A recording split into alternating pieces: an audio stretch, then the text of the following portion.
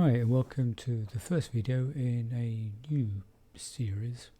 This time I'm going to look at the C172, but not the glass version, the Steam Gauge version, the slightly older version. Really I'm going to look at how you convert what we did in the previous playlist to run the Stream Deck and the X-Touch. So if you haven't seen the previous series of videos, you really ought to check that playlist out about my MSFS hardware setup, and it deals in detail with all the scripts and how things work, and really this is a conversion. What I will do is I'll reference any videos that you ought to go back and look at, and I'll try and put a card up, a pop-up card, and also put it in the description, so if there is another video you need to reference back, I'll go and have a look at that. So really, today we'll look at the Stream Deck and how that converts from one to the other, and that's really pretty simple. Most of the hard work we've got to do is actually on the X-Touch mini controller. That's quite different, the layout and what I'm trying to achieve with that. So, Axis nose, Stream Deck conversion. Before we go much further with this one, I really ought to direct you to Flightsim.to and hunt down Mr. Rossetti's C172. It's got some lovely graphics that are worth using, and quite a few of the buttons and that are already made for you. One or two of them I've changed, improved, adapted to my own use. I don't agree with some of the ways he's done things, and he says that this is still a work in progress. It hasn't progressed for some time. I think he's moved on to some other things. He does work on a different product, not X's and O's. So I've taken what's useful out of here. I've learnt lots from the work he's done. So credit to him, and I think you ought to download that and perhaps donate a little to him for his hard work. He's done some lovely work on the graphics. Yeah, he's put more work in the graphics than I have, and that takes a lot of time. So I haven't really bothered making things quite as pretty as he has. Anyway, let's have a look at the two cockpits. This is the cockpit that we completed. This is the glass version, and really we're going to convert it back into the older version, the steam driven gauges. So we haven't got these fancy electronic versions. We've got the old manual VORs, got two VORs and an ADF that we're going to use. Slightly older GPS, but we're going to work on that. We'll emulate that. In fact, there's two devices here that we'll emulate. They're not combined. And we'll look at the transponder and the autopilot here. One of the main features you've got to watch with the autopilot, we'll deal with it in much more detail later, is there's no connection between settings here and settings here. They are really quite separate. So setting the, for instance, setting the altimeter here, setting the pressure here will not affect the pressure that's set for your autopilot. So you could be indicating you're flying at, say, 4,000 feet. If you haven't set it here correctly, you won't be flying at 4,000 feet. So we'll deal with that later. Anyway, let's have a look at what we need to convert. Let's get on with the Stream Deck. So, firstly, let's have a look at the light switches.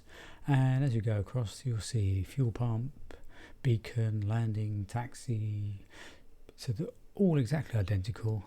I have not emulated that on the glass version, and it doesn't appear in the Steam version anyway. But really, the functions are absolutely identical. Layout slightly different. It's all laid out horizontally here, and they're obviously different switches. So changing the graphic isn't hard. We just take another screenshot and do a little bit of work in an art package and drop that in. So that's easy to do. So that conversion and laying out moving where the buttons are relatively easy. So in the Stream Deck, you would just duplicate your original one, give it a new name, and then move things around. So that's quite easy. So that's the basic switches. They're all dealt with. Really, alt, battery, bus 1, bus 2 for the avionics, pretty much the same. Different location, but you haven't really got enough width on a Stream Deck. There's 7 buttons across here, so you can't lay it out exactly like that. So I'll just lay them out next to each other as I did before. The main difference is it hasn't got a backup battery, so there's one less switch to worry about. So change the graphics slightly, and away we go. So we can make that work quite easily. It looks like the lighting is remarkably different. There's 4 knobs controlling the lighting here, and it looks like there's 2 here, but actually there's 4. They're stacked rotary controllers, so there are actually 1, 2, 3, 4 knobs. They do control slightly different things, so the code behind them is marginally different. They're different numbered potentiometers that we have to work with, so it's a bit of editing on the some of the scripts that we're going to use. We used scripts previously for that. Again, we'll deal with that in a bit, and I'll put some links up so you can see how the scripts were actually written. You can see the details of that, so they're different. The layout here of the radio stack, pretty much the same functions. Laid out horizontally to laid out vertically. So I had a folder with these buttons in on my Stream Deck, and I really haven't adjusted them. They work fairly well, except I've discovered what I think are some bugs actually in the product itself, in Microsoft itself, which there's no way around. It's their bug, not mine. And the last one to worry about is this little bit here, that on the glass version we changed the CDI, and we can flick between whether we're following nav1, the VOR1, VOR2, or following our GPS. That function isn't here. It's this little button here where it flicks between nav and GPS. So I've emulated that, and that's on my Stream Deck as well. So quick look at the Stream Deck layouts. This was my original layout here, and this is the new layout. So I've got light switches all along the bottom. I've got my alternator battery, the avionics switches next to it here. My Magneto turning left, Magneto turning right. So that's just copied straight across from my previous one. Watch out for the parking brake and the shut-off valve. That the glass version starts with the shut-off valve open and the parking brake on, so it's kind of ready to go. This is the exact opposite. The parking brake is off and your valve is closed when you start. So when you sort of start cold and dark. So check your checklists and hit your parking brake and make sure that's on, and open the valve, otherwise your engine won't start. And this is where we've got some differences to make. My panel lighting, a little bit, tiny difference in the script, and obviously we've got that there. I'll do a whole different video on the transponder. That's quite detailed, what we had to do there to make that work. So we'll work on that in a while. Okay, and these are my hand-drawn, made rev counters and things like that. I've pinched some of Mr. Rossetti's work here because he's got a much prettier rev counter than I've got, and he's put a graphic behind the text here. So that's my mixture and that's my throttle, and he's got some nice flap indicator.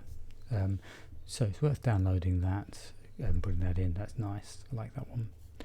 And the views button here, I just moved location for that one here. Not changed it at all, so I can still drive the internal and external views just as I did in the previous videos. So that works absolutely fine. He's got some other instruments that he's done, so I've left that there so that I can look at the instrument panel. I'm not a fan of having instruments on my Stream Deck. My Stream Deck is really meant to replace the buttons and replace functions. I'm not that keen on having instruments there, but if you downloaded his work from Flightsim.to, you can have a look at the instruments and puzzle for yourself how he's made them work. So it's worth going for. So let's have a quick run through the actual Stream Deck and show you exactly what we've got. So we'll go through it button by button so you can just make sure that you've got it set up properly. These are all toggles, so we're toggling the fuel pump here, and we're sending a value 1 as a toggle, and we're reading back the switch number 1 so we can tell whether it's on or off, so that we can drive it with the Stream Deck, or you could actually click on the icon on the screen and it would read it and change it. So they're both in sync because we're reading the variable back. And all the stuff on switches was dealt in, I've made a list of my own videos. That was dealt in video 13 and 14. There were two videos. 13 was the basic one, and 14 I did a bit of tidying up. So if you look at my videos 13 and 14 in my previous playlist, and I'll reference them in the text, in the description, so you know where to look for these. Beacon light, again, there's a toggle. Landing lights a toggle. Taxi lights, nav lights, my strobe light toggle, and the pitot heat. So they're all just toggles, dead easy. Parking brake, we're toggling the parking brake. Just a toggle, and it's got the parking brake indicator there, so you can see whether it's on or off. The fuel shut-off valve, again, that's a toggle, dead easy. And the avionics switches are done as on-off switches. So we're setting master 2, setting master 1. Toggling the master battery, toggling the alternator. So all dealt with in my previous video how these are set up. I've just moved the location and pinched some graphics. This one here, Magneto increment, so each click increments around. The graphic doesn't move, doesn't change. There's no way I can find at the moment to indicate its position. It works, it's fine. And there's a decreased version of that, so those work. So these are ones that I've taken from Mr. Rossetti's work. So there's the flaps slider gauge. Here's one of his steam gauges, and on a previous video I showed how I can draw one of those myself, but he's done some screenshots and some nice pretty graphics. A text gauge with a background to show the mixture and the throttle, and that's my previously hand drawn exhaust gas temperature, which has got a fairly complex script behind it. Again, I'll reference which video that one's dealt with. So let's go and have a look at the let's look at views. It's changes to a profile, so if I click on that, there's the profile, and I can control whether in cockpit view. At the moment we're in the cockpit, look at the instruments, and I've kept it called MFD. It's pointing at the middle gauges here. I'm not really going to spend ages changing the controls on that, but the PFD button here, if I click on that, that brings us to the left hand side. MFD takes us to the middle. Panel takes us down to the panel view quite happily. Pedestal lets us look down there, and the overview actually doesn't work on this one, so I'm not really going to bother with that. So anyway, let's go back to MFD. So we're looking at the center panel, so that's working quite well. I've put these as buttons that return us to the profile that I left this C172, and it's I call it G530 profile. So that's how I get back. But I'm going to run out of spaces for all different aircraft. So what I'll probably do is just drive this through to the hangar that I've made. So if I take this back to my Steam here, there's my hangar. And what I do as I complete or work on an aircraft, I put it in my hangar. So what I could do is just drive to here and then straight back into the aircraft I'm working with. So it's 2 button presses to get back, but I think that's how I'm going to deal with it when I've got 10-15 aircraft to play with. Okay, so the views one I haven't touched. So let's have a quick look at what's going on with radio. So that's there's the radio, and I've got my COM1, COM2. These are the what I'm transmitting on. I'm transmitting with a live mic 1 or live mic 2, and that's controlled in on the Steam Gauge version here with this rotary controller. Let's bring back my Steam Deck. There we go. So that's controlled here. So that's where we're COM1 and COM2, and if I press on mic 2, you'll see that that's switched that around. So we're now looking at mic 2. Not sure why you want to talk on both mics, COM1 and COM2. Not quite sure what's going on here with that. So I haven't played with that, but I can talk between COM1 and COM2. And as before, if I go to mic 2. That I'm listening now also on COM 2, and that should come live, and this is where their bug appears. This is Microsoft's own bug. I'm still listening on COM 1, although I've switched to COM 2, and I can turn off COM 1. That's turned off now, so I can have that just on there. Let's go back to mic 1. Go back to mic 1. That's working fine, but it's not lighting up here. I can light it up manually. I can click on it, and I know that it's a bug that they've got. Let's have a look at the actual events going on here. So when I'm in COM 1, that's live there, and if I tell it I want it to be going to COM 2, let's go switch mic to COM 2. That switch the mic there. Now it says I'm receiving on both.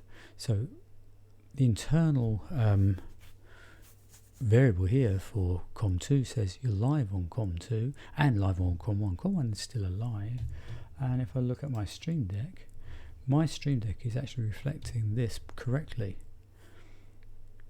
COM 1 and COM 2 both live, and I can, because I'm actually talking on COM 2, I can turn off COM 1, and that's reflected there quite correctly.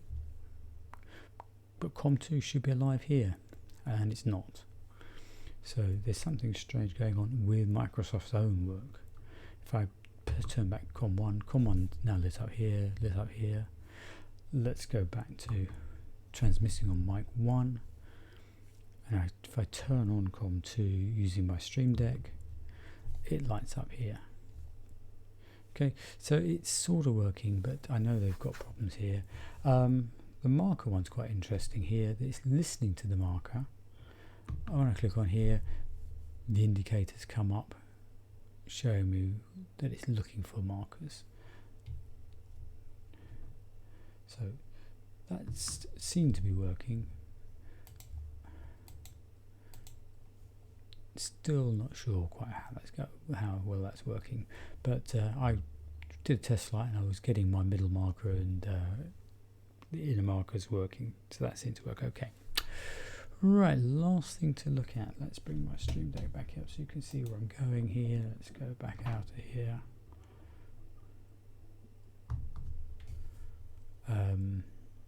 Is my lighting panel. And so it's slightly different. They did a little bit of work on this lighting panel to make that work. So as before, I've got my overhead lights, and I'll show you where they are. Let's go to my overhead view. Let's go and look at the top up here. I've got some cabin lights up here. Let's bring my Stream Deck in. So if I press for this one here, if I short press on there, that will bring that light on to full. If I do a long press on there, that will turn that light off, and I can fade it up by going with the cab 1 increment, or click on here, cab 1. That takes it down.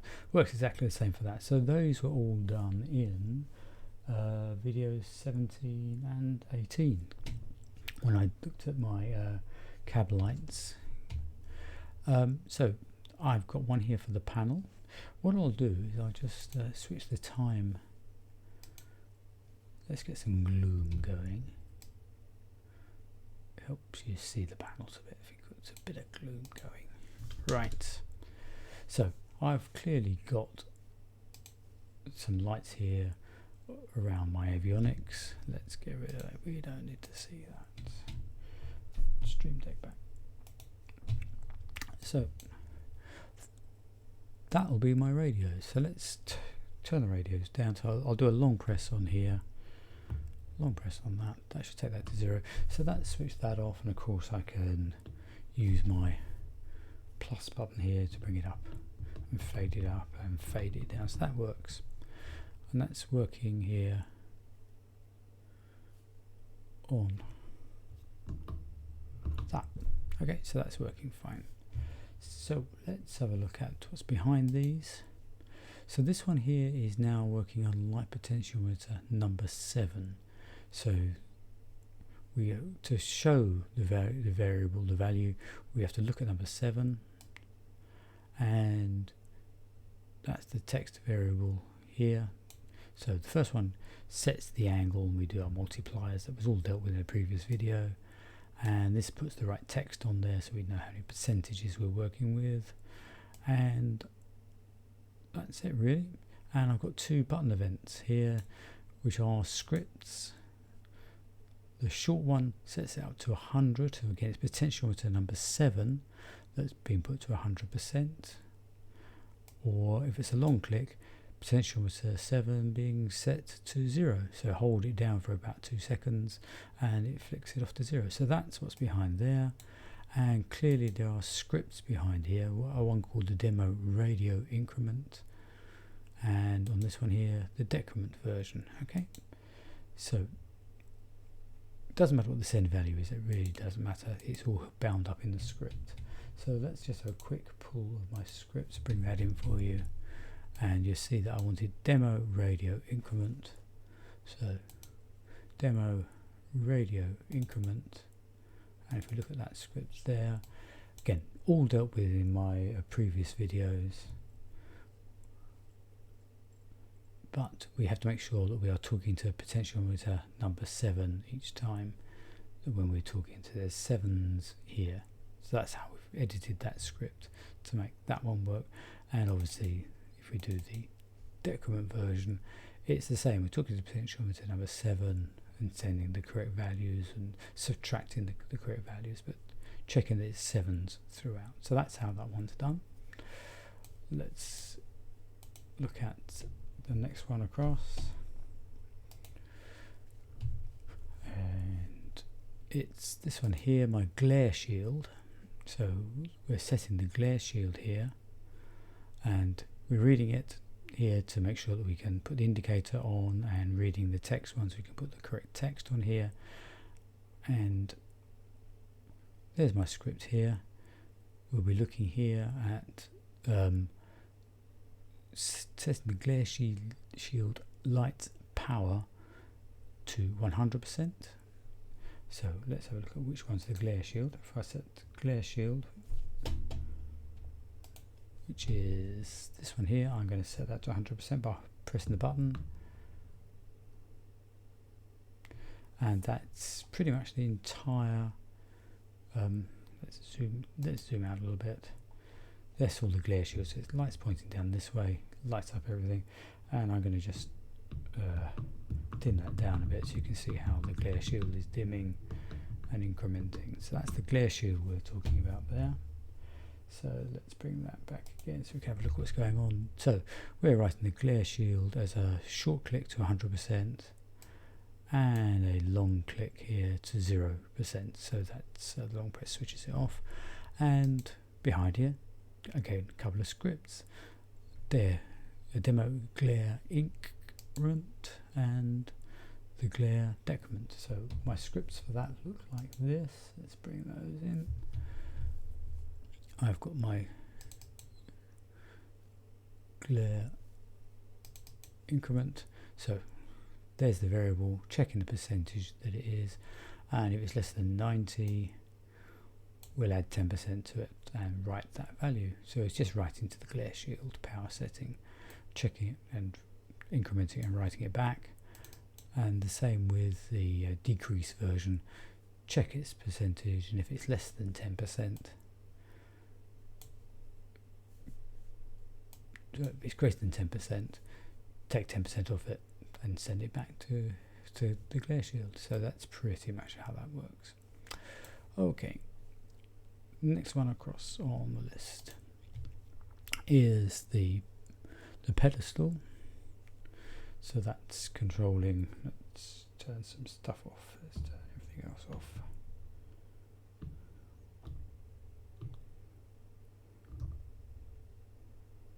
Right, so the pedestal is down here, so we can turn that off and fade it up and fade it down. So that's where that light's working. And I think we've dealt with that pretty much before. So in the previous video, the pedestal. Note the misspelling. They've called it the pedestal. It's pedestal. So, but we have, because they've misspelled it, we have to as well. And there's the text variable, so we can see what to put on our gauge here. So these are all done as steam gauges with button presses.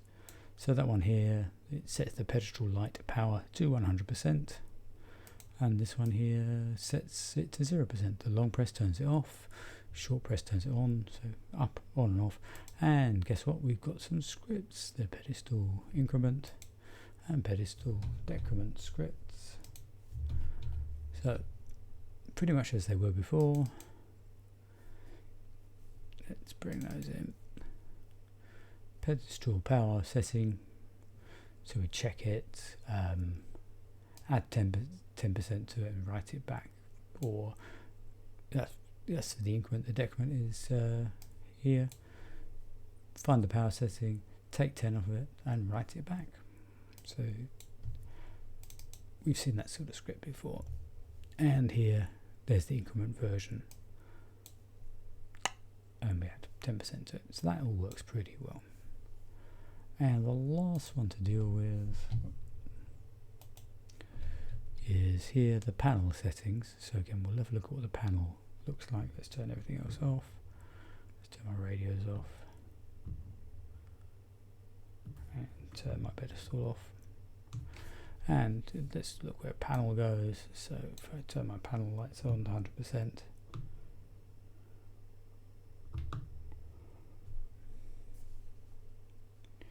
that's all down here. That's where things light up. Turn them off again. So it just lights up the text behind the switches. I'm going to fade that up and bring that in gently. So behind that, we're talking to light potentiometer number 3, and we're reading that to get the gauge working, and we write to number 3, 100% to turn them on completely, 0% to turn them off, and the scripts will be just pretty much as you expect. The panel increment script will look like this. Panel increment.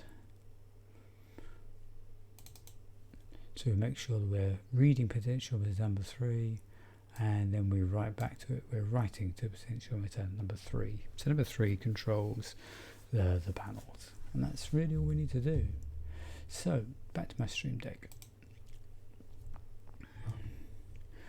I've shown you the radio is kind of working.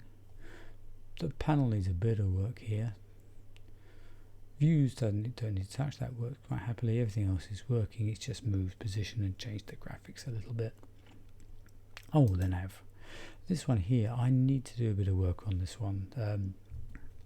This has come straight from the download at Flightsim.to, and it toggles the GPS drives, whether it's nav1 or using the GPS. So it works technically. If I press it, it changes the graphic.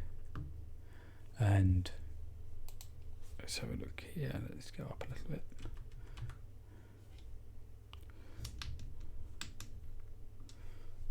This changes here, so I can change between nav and GPS, and it reflects it here, and it tells you on the VOR that we're using the GPS, so that's working fine. What it doesn't do is the reverse of that. So if I put my Stream Deck up, if I actually toggle it here, if I press the button on the live screen,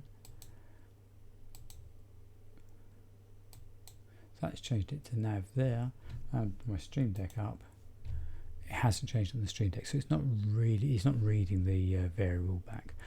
So I need to look into that and why that's not working. They're using the on-off event, which has no way of reading a variable, so I really need to change that to an on-off switch and read the variable so that it works and keeps the two in sync. Don't use it that often anyway, but I like to be tidy, so I'll work on that. So the next video I will deal with the transponder, and we'll work on that. And then after that we'll look at using the X-Touch Mini and how we're going to, it'll take 3 or 4 videos to do that. We'll work through the various autopilot functions and GPS functions, and we'll emulate every single part of that. Also emulating the adjustments and knobs and things on here so we can get everything working. Okay, I'll see you in the next video then.